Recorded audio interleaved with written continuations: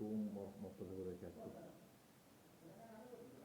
Pertama puji kepada Allah SWT yang telah memberikan kita kesehatan, kebahagiaan dan kenikmatan, nikmat yang Allah berikan kita sampai sekarang kita bernafas.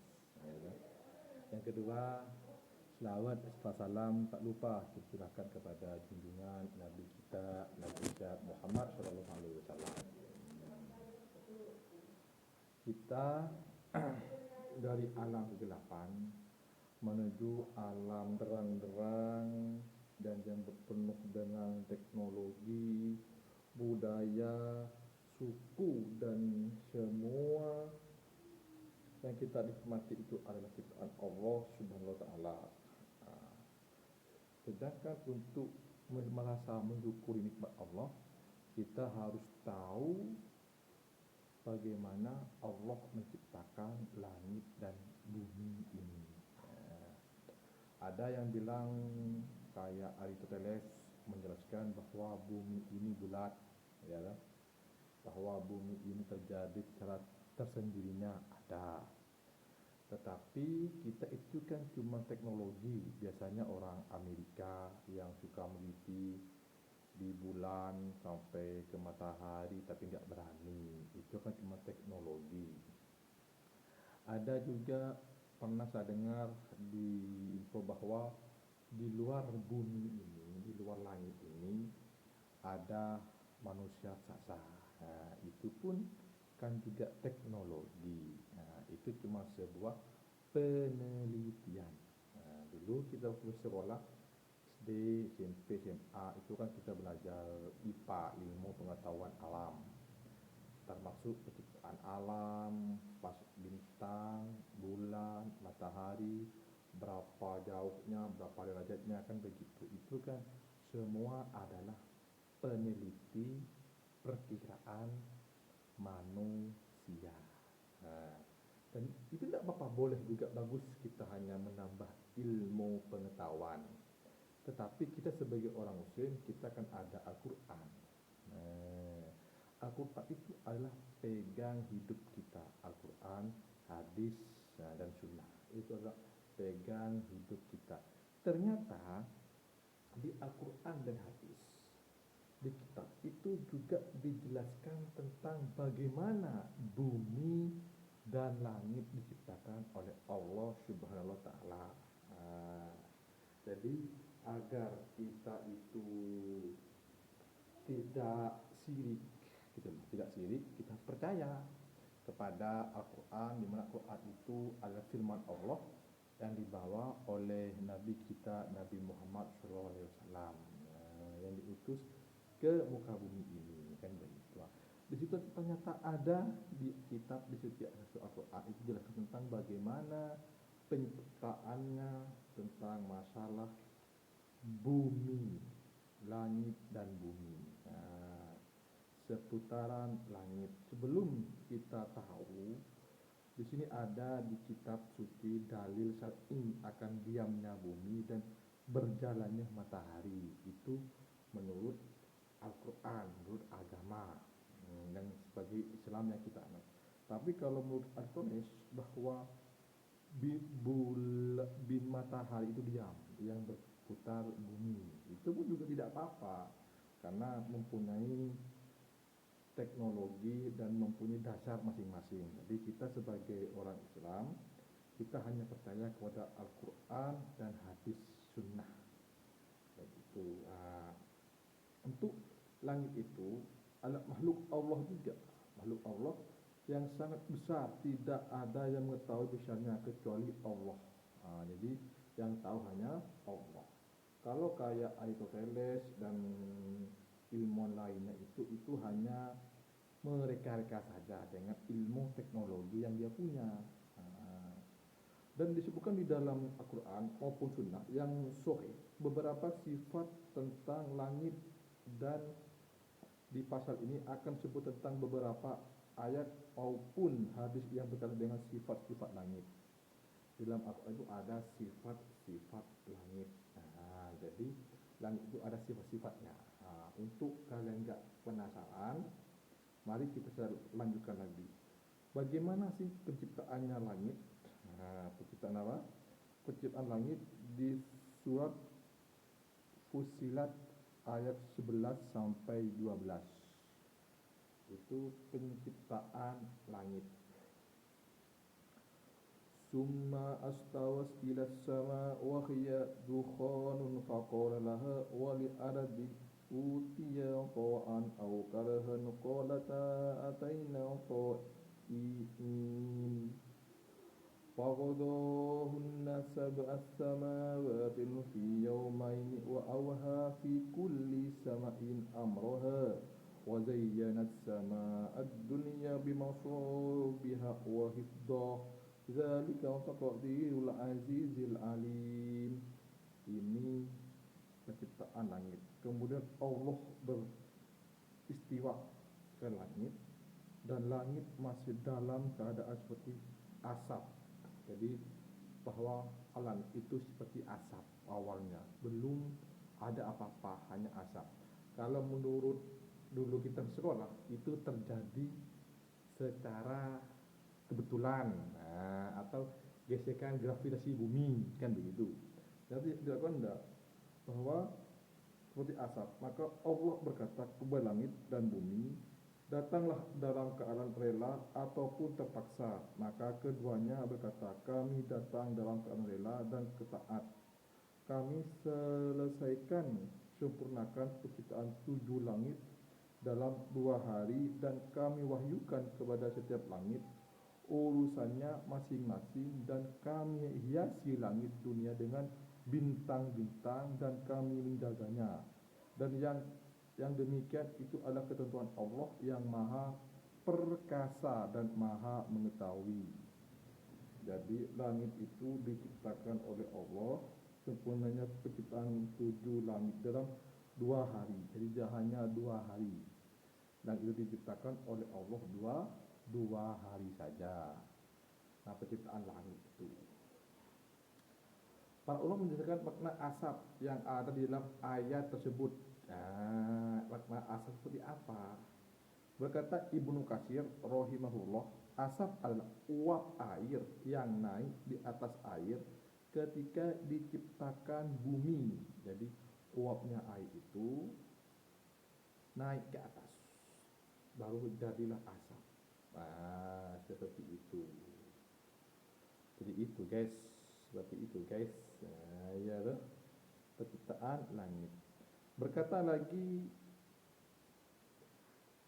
Syekhul Islam rahimahullah, diciptakan dari asap dan telah datang asar dari salaf bahwa dia diciptakan dari asap air, uap, yaitu asap dari air yang berada di bawah ars.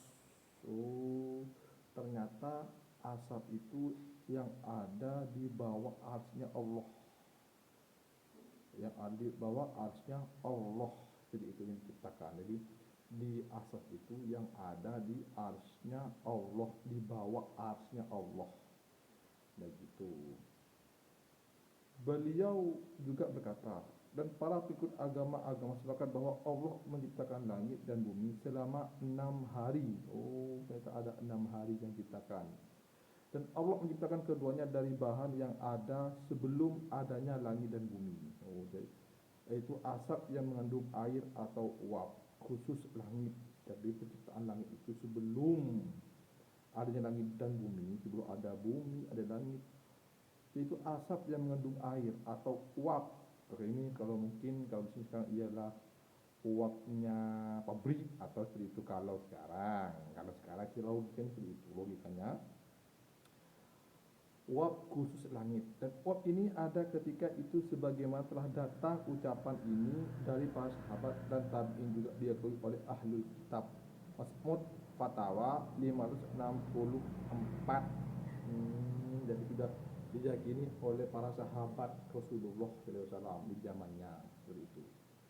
Sehingga bisa disimpulkan asap dari langit adalah asap yang mengandung air uap, dan Allah menciptakan dari asap atau uap air itu langit, dan selesai penciptaannya selama 2 hari.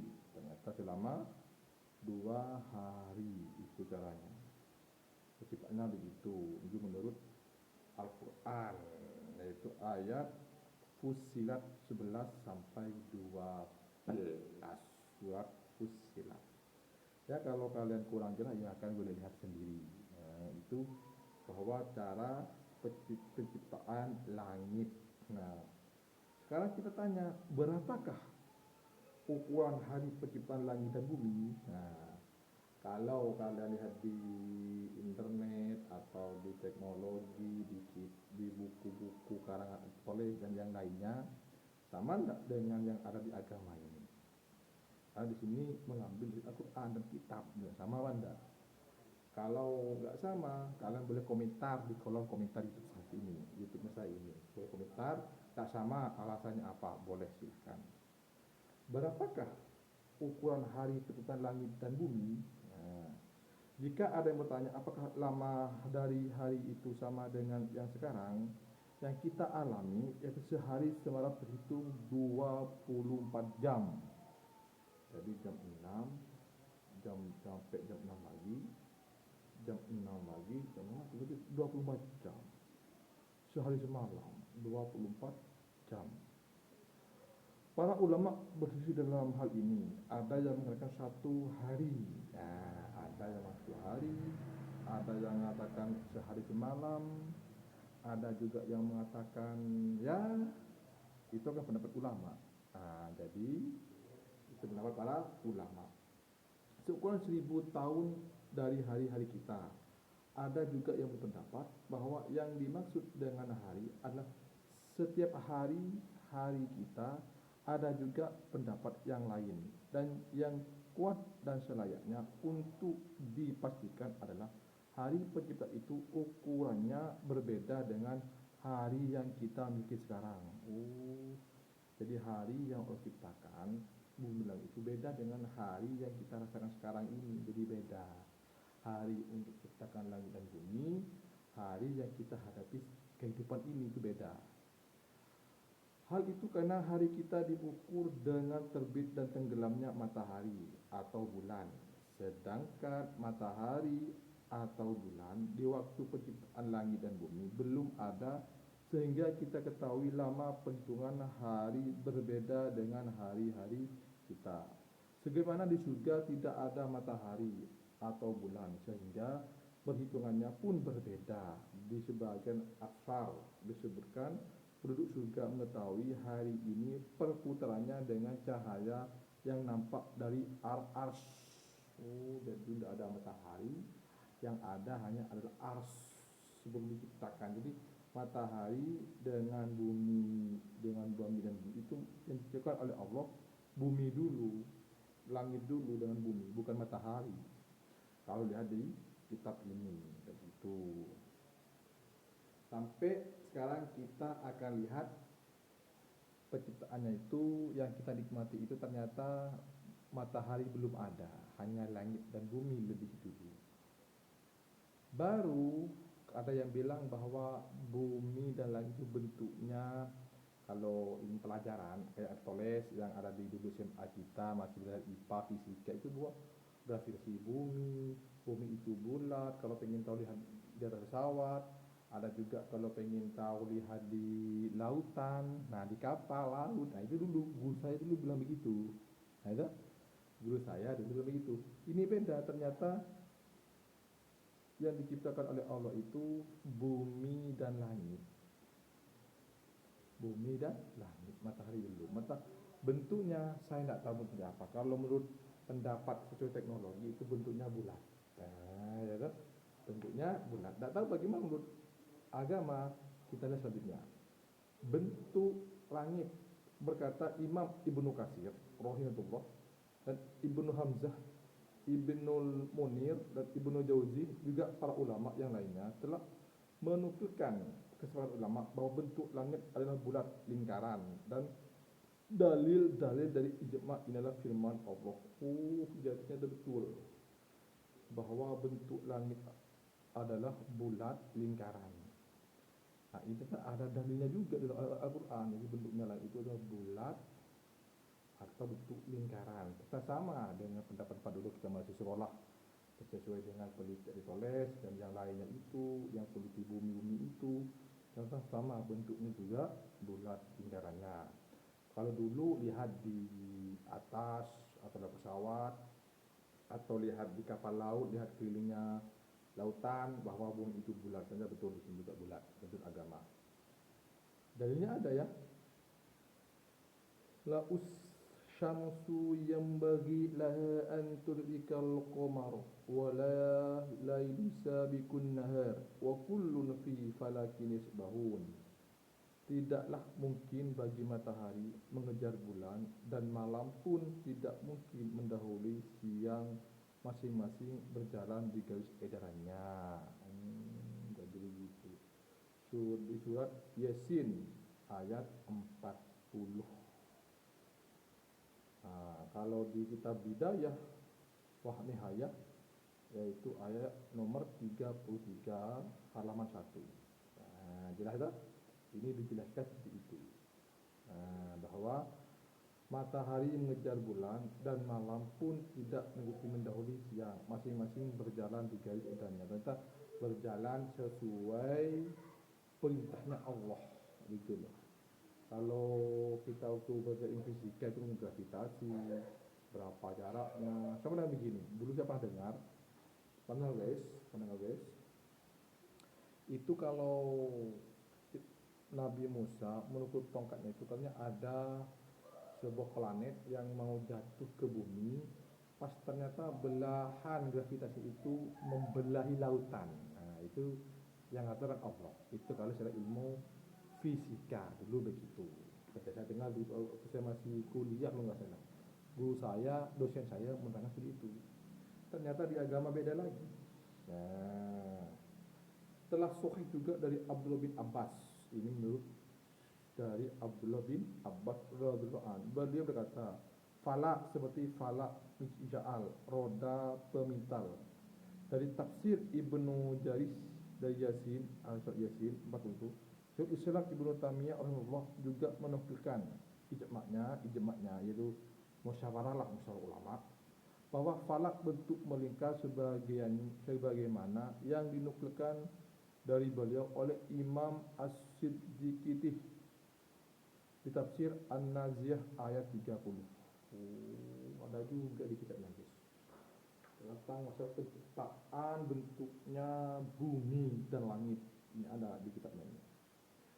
Imam Ibnu Utsaimin rahimahullah berkata tentang maksud ayat tersebut, wa kullu fi falaki yasbahun, tiap-tiap dari matahari dan bulan berada di falak, dan falak adalah sesuatu yang berbentuk lingkaran atau bulat. Jadi falak itu adalah sesuatu yang berbentuk lingkaran atau bulat. Itu benda yang berbentuk bulat atau lingkar, itu disebut dengan falak.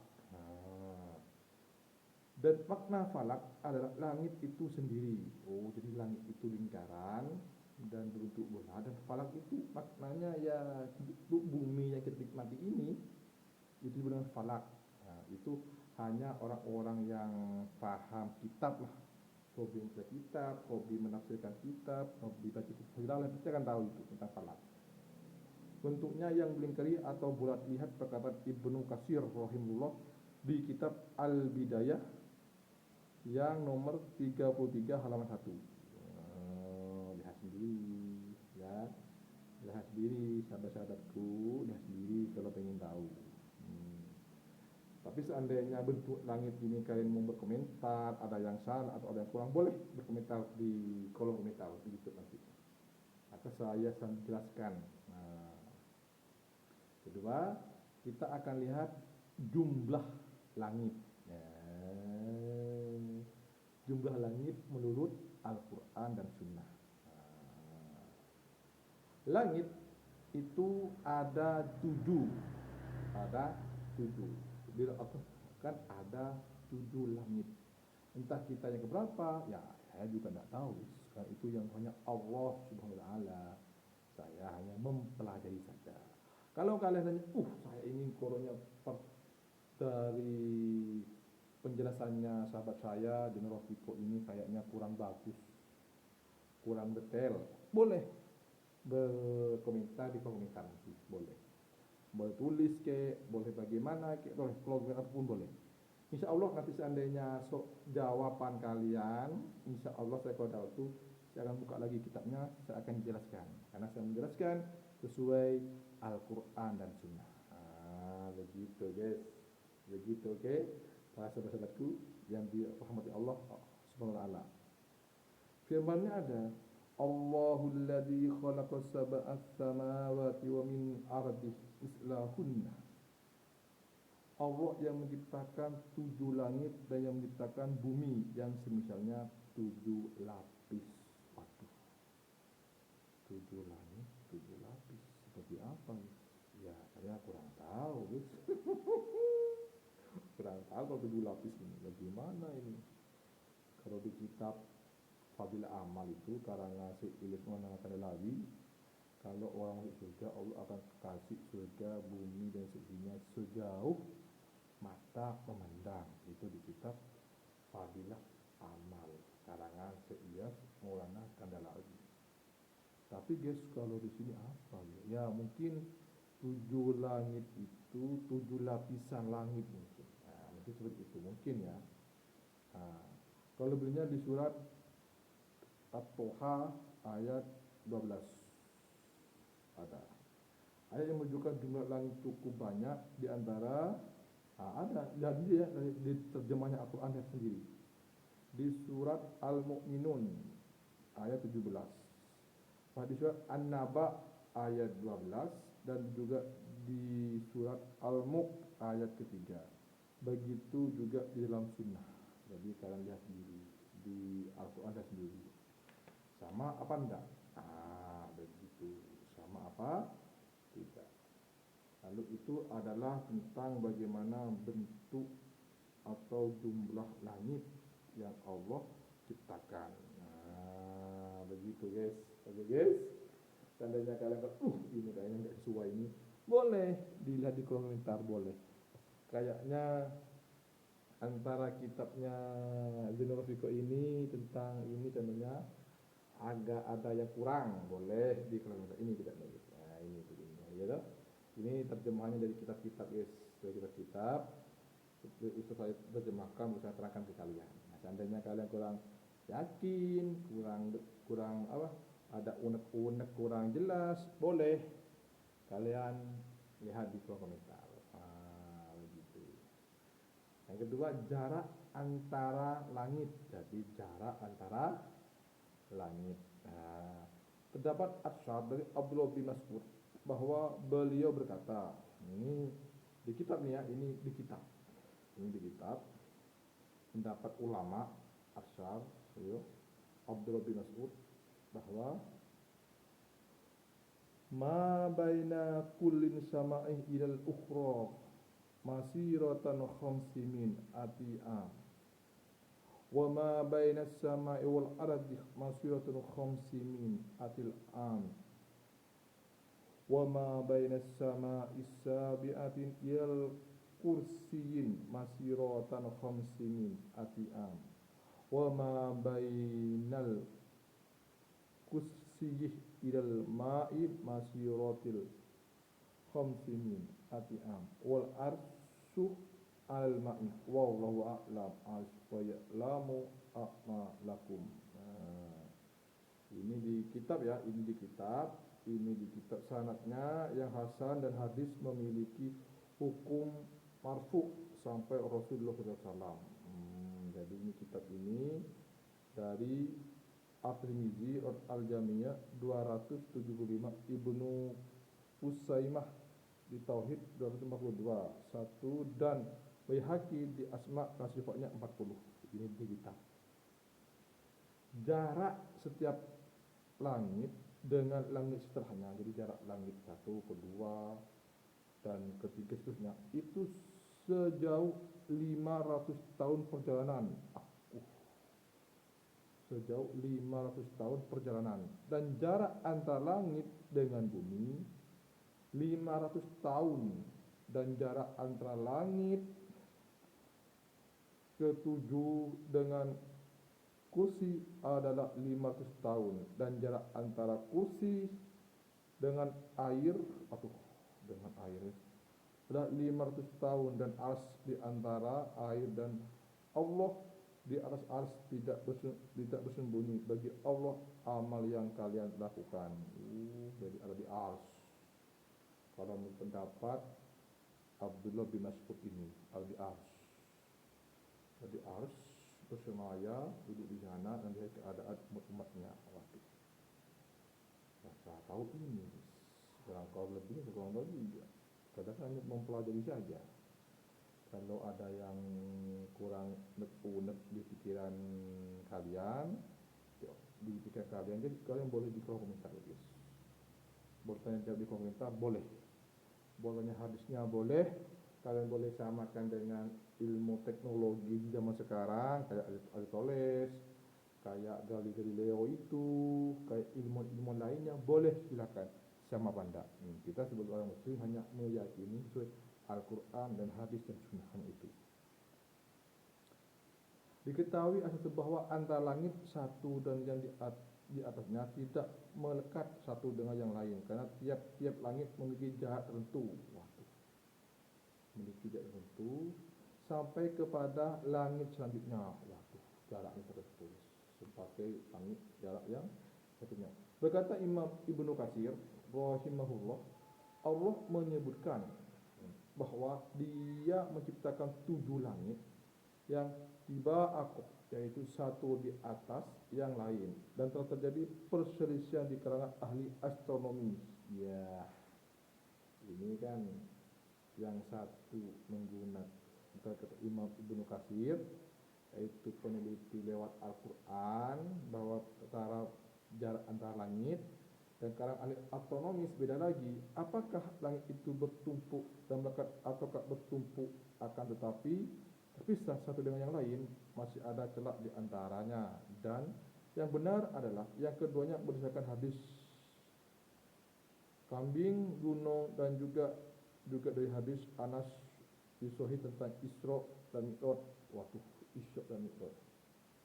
Isra dan Mi'raj ini ya benar guys, orang astronomi, orang Amerika itu pernah.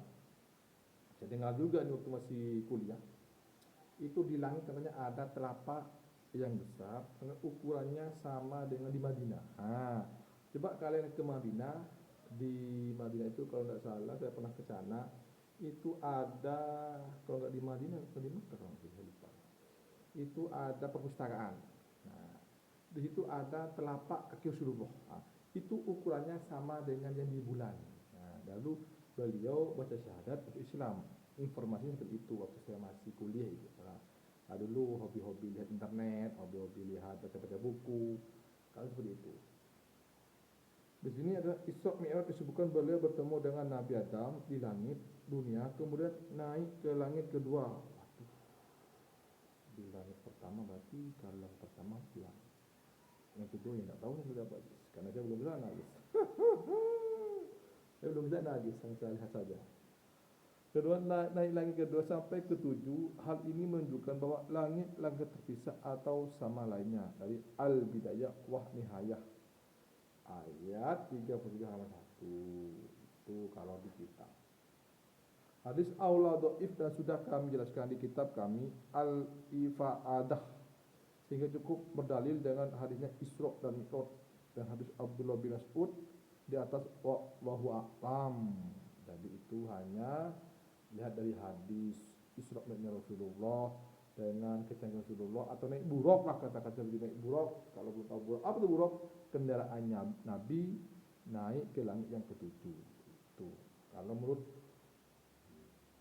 di dalam dunia fisika dikenal berbagai lapisan yang ada di langit yang dikenal dengan atmosfer. Hanya beda sedikit. Kalau Rasulullah itu antara jarak, kalau di sini berlapisan dengan atmosfer. Dijelaskan dalam dunia mereka bahwa itu adalah lapisan gas yang melingkupi sebuah planet termasuk bumi dan atmosfer. Terdiri dari 5 lapisan. Troposfer, radius ketinggiannya 0 sampai 10 km. Stratosfer itu 11 sampai 50 km. Dan seterusnya. Lapisan itu bukanlah lapisan atau jumlah langit, sebagaimana yang sudah disebutkan di dalam Ars Abdullah ibnu Mas'ud. bahwa jarak antara bumi dan langit pertama adalah perjalanan 500 tahun. Waduh. Kalau disebut dari menurut Abdullah ibn Mas'ud itu, jarak antara bumi dan langit pertama adalah perjalanan 500 tahun ya. Kalau jalan kaki, kalau naik kuda, kalau naik onta, kalau naik mobil, kalau naik motor saya, berapa tahun jalannya itu? Ya, itu nggak tahu. Saya membaca dan menjelaskan kepada kalian. Nah, ya tuh. Nah, sehingga seluruh lapisan tersebut masih di dalam langit dunia atau langit yang pertama. Nah, itu saya itu, guys. Jadi ada langit pertama, ada langit kedua, itu perjalanannya 500 tahun. Apa jalan kaki, apa naik unta, apa naik kendaraan, apa naik jet tempur, apa naik tenda supersonik, ya itu saya nggak tahu. Ya tahu? Mungkin kalau zaman dulu jalan kaki, mungkin ini kan semua sudah canggih secara berteknologi. Nah, itu jarak antara langit. Sekarang selanjutnya pintu langit. Waduh, ya Allah guys, ternyata langit itu ada pintunya. Nah, seperti apakah pintu langit? Kita kan nggak tahu. Pintu kan banyak. Gerbang juga pintu. Pintu rumah juga pintu. Jadi kita nggak tahu seperti apakah pintu langit. Nah, kita lihat selanjutnya. Bismillahirrahmanirrahim. Allah berfirman, wa futihatis sama'u fakanat abwaba, dan langit pun dibuka maka langit itu memiliki pintu-pintu. Surat An-Naba ayat 19. Nah, itu langit dibuka berpintu-pintu. Kayak apa di langitnya? Ya tadi nggak tahu. Ya, kalau ingin tahu ya mati dulu lah. Sujud kepada Allah 40 hari 40 malam kalau kuat. Menurut Syekh Utsman rahimahullah berkata, terbukalah sehingga langit memiliki pintu-pintu yang bisa dilihat oleh manusia, yang mana sebelumnya langit sebagian atap yang terjaga. Jadi langit itu ada atapnya, ada atapnya menurut Syekh Utsaimin rahimahullah. Itu juga ada atapnya. Juga di surat Al-A'raf ayat 40 ada ayatnya juga. Ada ayatnya juga. Begitu disebutkan dalam sunnah bahwa tiap pintu langit memiliki penjaga yang tidak akan masuk kecuali sudah izin oleh penjaganya tersebut. Sampai Jibril dan Rasulullah pun harus meminta izin agar dibuka pintu-pintu langit. Malaikat Jibril Rasulullah itu dapat izin dulu pada penjaga-penjaga langit, yaitu yang malaikat lah, sama malaikat, tapi ada tatanan juga, ada tata caranya juga. Disebutkan di dalam hadis Anas bin Malik dari Rasulullah SAW, beliau berkata, ini hadis yang berkata Anas bin Malik, fa'araja bin ila sama'id dunya falamma jitu ila sama'id dunya qala Jibril li khazinis sama' iftah qala man hadha. Ini terang Jibril ya. Maka Jibril menaikkanku ke langit. Qala Jibril berkata, li kharijinis sam'il iftah.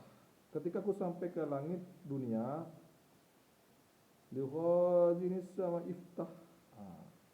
Qala berkata Jibril kepada penjaga langit, bukalah. Dibukalah. Lalu penjaga langit bertanya lagi, man hada? Penjaga langit berkata, siapa ini? Kata penjaga langit, ma hada, siapa ini? Lalu Jibril menjawab,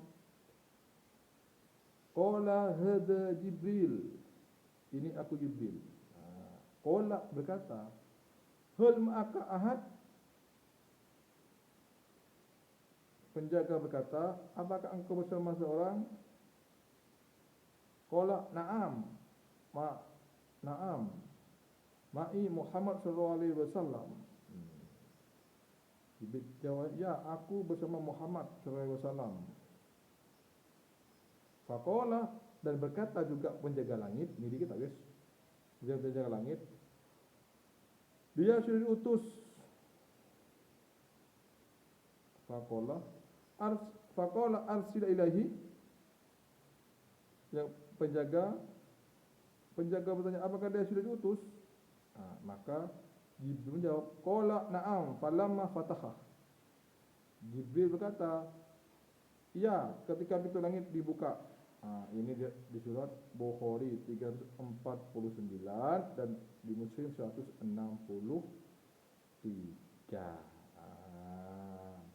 Sampai ini saja pelajaran yang saya sampaikan.